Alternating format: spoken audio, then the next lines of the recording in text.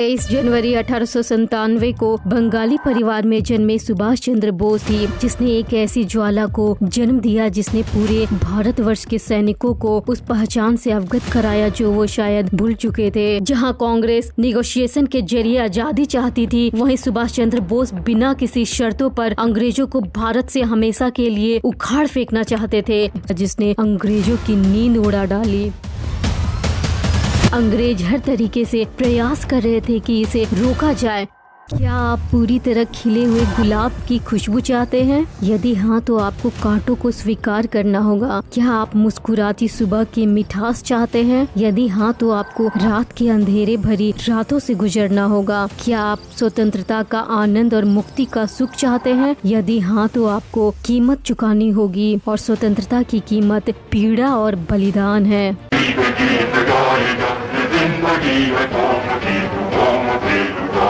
सुभाष चंद्र बोस के कहे हुए ये शब्द सिर्फ शब्द नहीं थे, बल्कि एक सोच थी जिसने एक ऐसी ज्वाला को जन्म दिया जिसने पूरे भारतवर्ष के सैनिकों को उस पहचान से अवगत कराया जो वो शायद भूल चुके थे। सुभाष चंद्र बोस ने अंग्रेजों की उस नस को पकड़ा जो उसे शक्तिशाली बना रही थी, और वो नस कोई और नहीं बल्कि भारतवर्ष के वो वीर सैनिक थे जो महान और शक्तिशाली तो थे, लेकिन अपनी पहचान को भूल चुके थे। और इस गुलामी को खत्म करने का संकल्प सुभाष चंद्र बोस ने उठाया। और इसके अलावा जो युवा क्रांतिकारी जो असंगठित थे, उसे उन्होंने संगठित किया, जिसके बाद उन्होंने एक ऐसी आजाद हिंद फौज का निर्माण किया जिसने अंग्रेजों की नींद उड़ा डाली, जिसने ब्रिटिश साम्राज्य की ताकत को चुनौती दी, जिसे वीरता की मानव इतिहास में कोई मिसाल नहीं मिलती। जिन्होंने राजनीति में कदम रखने के बाद जब कांग्रेसियों को चरखा और तकली चलाते हुए पाया, तो उन्होंने दो टूक बातें सुनाते हुए कहा, माय डियर सर्स, आपको आजादी पाने के लिए इससे कहीं ज्यादा और कहीं कुछ करने की जरूरत है। 23 जनवरी 1897 को बंगाली परिवार में जन्मे सुभाष चंद्र बोस बचपन से ही तीव्र बुद्धि के बालक थे। 15 की उम्र में जहां बच्चे खेलों में व्यस्त होते हैं, वहीं सुभाष चंद्र बोस ने एक अलग ही रास्ता चुना। वो ऋषि मुनियों और सन्यासियों के पीछे भागते हुए नजर आए, शाकाहारी भोजन को अपना दिनचर्या बनाया और स्वामी विवेकानंद को अपना आदर्श। Sisters and brothers of America.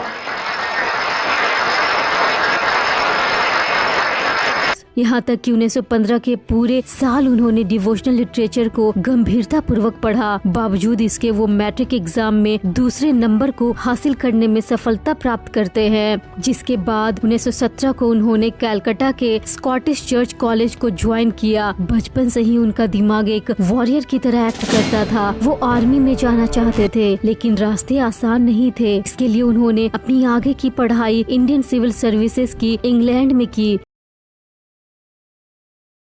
जहां उन्होंने चौथे नंबर को हासिल किया, जिसे देखकर सभी लोग स्तब्ध रह गए, जबकि उन्होंने इसके लिए बहुत खास तैयारी भी नहीं की थी। ये वो पोस्ट थी जिसे हासिल करने के लिए अच्छों की हालत खराब हो जाती थी, लेकिन वो बाकियों से बिल्कुल अलग निकले, जहां लोग ICS ज्वाइन करके अपनी आरामदायक जिंदगी जीने में विश्वास रखते थे, वहीं सुभाष चंद्र बोस कुछ अलग ही मिट्टी के बने हुए थे। उन्होंने फैसला किया कि वो ये सब छोड़कर अपनी आत्मा की सुनेंगे और मातृभूमि को अपना पूर्ण समर्पण देंगे। भारत लौटने के बाद उन्होंने अपना संपर्क गांधी जी से बनाया। गांधीवादी माहौल में बोस को अपनी यूरोपीय पोशाक और तर्कवाद के साथ काफी अजीब महसूस हुआ। वो लिखते हुए कहते हैं कि मेरे तर्क ने मुझे बार बार स्पष्ट रूप से बताया कि महात्मा गांधी द्वारा बनाई गई योजना में अस्पष्टता की एक खेदजनक कमी थी। मैं उदास और परेशान था, मुझे क्या करना चाहिए। इसी बीच गांधी जी द्वारा 1930 को सविनय अवज्ञा आंदोलन यानी सिविल डिसओबीडियंस मूवमेंट लॉन्च किया जाता है, जिसमें बढ़ चढ़कर लोग हिस्सा लेते हैं, चाहे वो स्टूडेंट्स हो, लॉयर हो, चाय बागानों में काम करने वाले मजदूर हो, या जमींदारों से त्रस्त खेतों में काम करने वाले लोग हो, या बड़े बड़े पदों पर विराजमान लोग हो।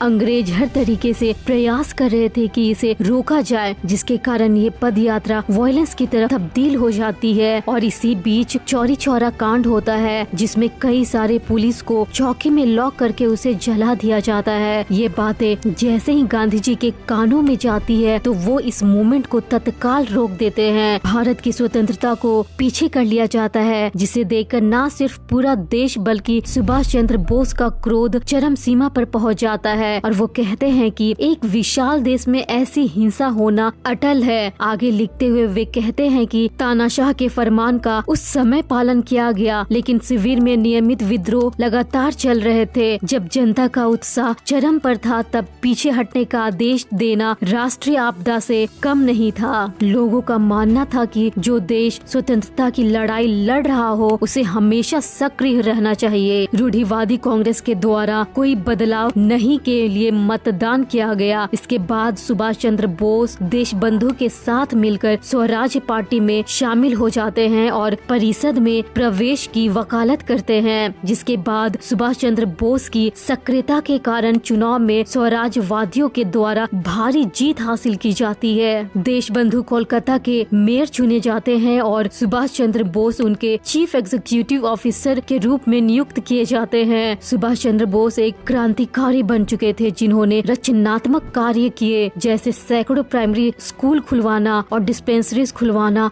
और व्यक्तिगत रूप से शहर की स्वच्छता का ध्यान रखना। सुभाष चंद्र बोस की लोकप्रियता अंग्रेज की आंखों में खटकने लगी, जिसके कारण उन्हें कारावास में डाल दिया गया। लेकिन अंग्रेज इस बात से अनजान थे कि अब सुभाष चंद्र बोस को रोक पाना उनके बस की बात नहीं है। सुभाष चंद्र बोस को छुड़वाने के लिए एक भयानक आंदोलन ने जन्म लिया। इसके बाद ना चाहते हुए भी सुभाष चंद्र बोस को उन्हें छोड़ना पड़ा। अब उनकी लोकप्रियता ठहरने वाली बिल्कुल नहीं थी। अगले साल होने वाले विधानसभा चुनाव में उन्होंने अपनी सक्रियता दिखाई। उन्होंने बंगाल काउंसिल के सीट के लिए चुनाव लड़ा, जिसमें उन्हें भारी बहुमत से जीत मिली। दिन पर दिन उनकी बढ़ती लोकप्रियता अंग्रेजों को बिल्कुल रास नहीं आ रही थी, जिसके कारण उन्होंने एक बार फिर सुभाष चंद्र बोस को कैद कर लिया। लेकिन इस बार बोस ने भी अपनी आक्रोशता दिखाई और जेल के भीतर से ही उन्होंने परिषद के अध्यक्ष को एक पत्र में विरोध किया, जो राजनीतिक साहित्य में मिसाल बन गई। आंदोलन अब अपने चरम सीमा पर पहुंचने वाला था। सरकार की निगाहें आंदोलन पर बरकरार थी। अब सरकार इतने बड़े आंदोलन को झेलने में खुद को असमर्थ पा रही थी, जिसके कारण उन्होंने फिर से झुकने का फैसला किया और सुभाष चंद्र बोस को रिहा कर दिया। इन सभी के बीच सुभाष चंद्र बोस की निगाहें कांग्रेस पर थी, जिनकी हरकतें उन्हें एक रूढ़िवादी के रूप में दिखाई दे रही थी। जिसके बाद उन्होंने युवाओं को संगठित करना शुरू किया और उन्हें स्वतंत्रता को जकड़ने वाली हर वो चीज तोड़ने का आह्वान किया जो उन्हें कमजोर बना रही थी। आज हम लोग दुनिया को दिखलाने चाहते हैं कि अब हिंदुस्तान कैसे कैसे स्वराज्य चाहता है। चाहे वो जाति व्यवस्था हो, पूरी उस महिला के बीच असमानता हो, धन हो या गरीबी हो या किसी प्रकार का कोई सोशल बैरियर हो। अंग्रेजों ने जिस तरीके से भारत के पूरे समाज को गरीबी, भूखमरी और जिंदा लाशों में तब्दील कर दिया था, उस छवि को सुभाष चंद्र बोस बदलना चाहते थे। उन्होंने भारत के युवाओं से आह्वान किया कि रिलीजन और फिलॉसफी को तब तक आप साइड में रखें जब तक हम भारत में चलते फिरते कंकालों को इंसान नहीं बना देते। हमारी आज की फिलॉसफी ये होनी चाहिए कि हम भूखे को भोजन दे, नग्न पड़े लोगों को कपड़े दे और बेघर लोगों को घर दिला दे। जहां कांग्रेस निगोशिएशन के जरिए आजादी चाहती थी, वहीं सुभाष चंद्र बोस बिना किसी शर्तों पर अंग्रेजों को भारत से हमेशा के लिए उखाड़ फेंकना चाहते थे।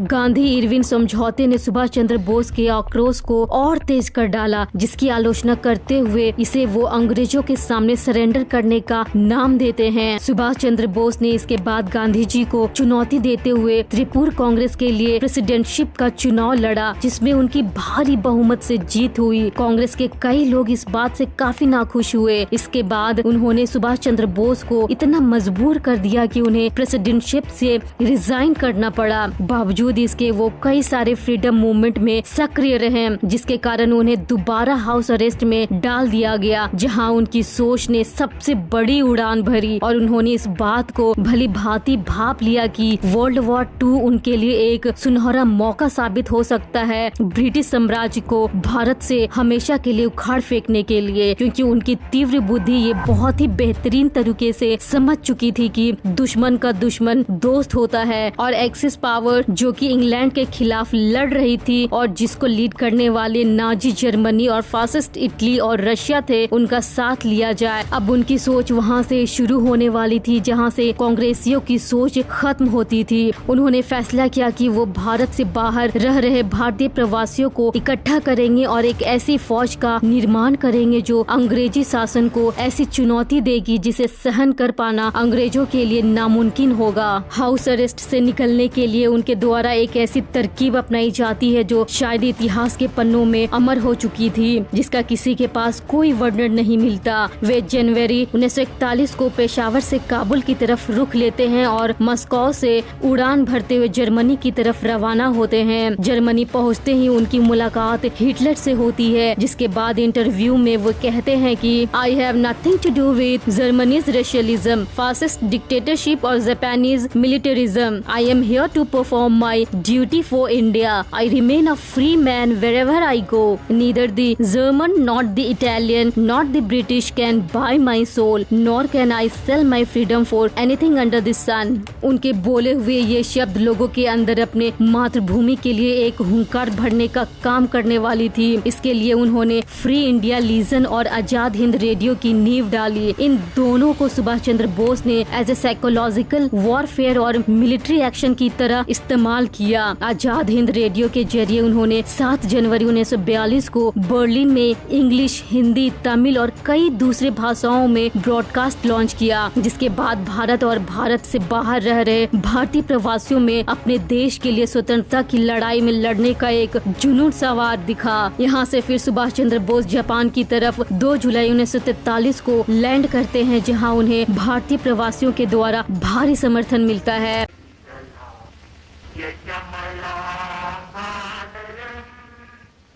12 फरवरी 1942 को जापान के सपोर्ट से मनमोहन सिंह के द्वारा आजाद हिंद फौज यानी इंडियन नेशनल आर्मी की स्थापना की जाती है, जिसका दायित्व 4 जुलाई 1943 को रास बिहारी बोस के द्वारा सुभाष चंद्र बोस को सौंप दी जाती है, जो कि एक बहुत बड़ा टर्निंग पॉइंट भारत देश की आजादी में साबित होता है। यही वो वक्त होता है जब संगीत कदम कदम बढ़ाए जा की गूंज पूरे विश्व में गूंजने लगा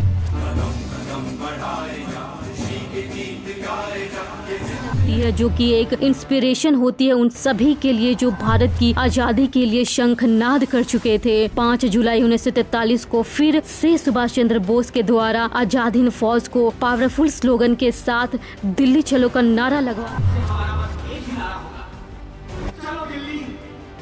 हैं। इसके बाद जापानी आर्मी और आजाद हिंद फौज साथ में कोहिमा और इम्फाल पर मैग्निफिसेंट जीत हासिल करती है। सुभाष चंद्र बोस 21 अक्टूबर 1943 को भारत के लिए इंटरिम गवर्नमेंट की स्थापना करते हैं, जिसे 9 देशों का रिकॉग्निशन मिलता है, जिसमें Germany, Italy, Japan, Philippine, Korea, चीन, मंचुको और आइलैंड शामिल होते हैं। जिसके बाद अंडमान और निकोबार आइलैंड इंटरिम गवर्नमेंट के अंदर आ जाती है, जहां उनके द्वारा स्वतंत्र भारत के झंडे को 30 दिसंबर 1943 को फहराया जाता है। लेकिन दुर्भाग्यवश 18 अगस्त 1945 को खबर आती है कि सुभाष चंद्र बोस की प्लेन क्रैश में डेथ हो चुकी है, जो कि एक बहुत बड़ा सदमा होता है उन सभी भारतीय प्रवासियों के लिए जो भारत की स्वतंत्रता के लिए सब कुछ कुर्बान कर चुके थे।